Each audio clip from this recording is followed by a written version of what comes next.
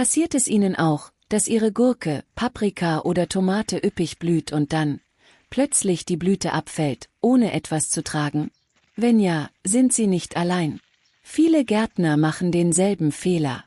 Doch heute verrate ich Ihnen eine einfache Sache, nur ein Tropfen, der alles verändert. Erstens, warum fällt die Blüte ab? Der häufigste Grund ist Nährstoffmangel. Die Pflanze hat nicht genug Kraft, jede Blüte zu ernähren, also wirft sie einfach ab. Der zweite Grund ist mangelnde Bestäubung, insbesondere bei Insektenmangel im Garten. Der dritte Grund sind Temperaturstress und unregelmäßiges Gießen. All das beeinträchtigt die Fruchtbildung. Aber keine Sorge, ich habe eine Lösung. Und Sie, liebe Freunde, abonnieren Sie unseren Kanal und drücken Sie sofort die Glocke, um über jedes neue Video benachrichtigt zu werden.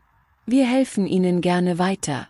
Schreiben Sie mir in die Kommentare, haben Sie schon bemerkt, dass die Blüten abfallen und an welchen Pflanzen?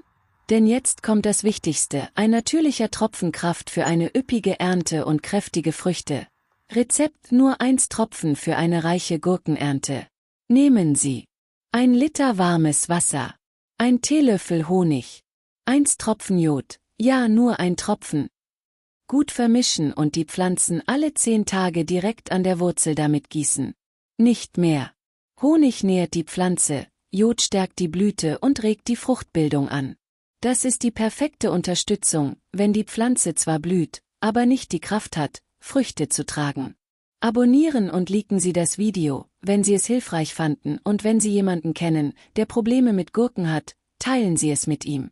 Mögen auch Sie eine reiche Ernte einfahren mit nur einem Tropfen. Vielen Dank, dass Sie unserem Kanal Ratschläge von Biologen folgen.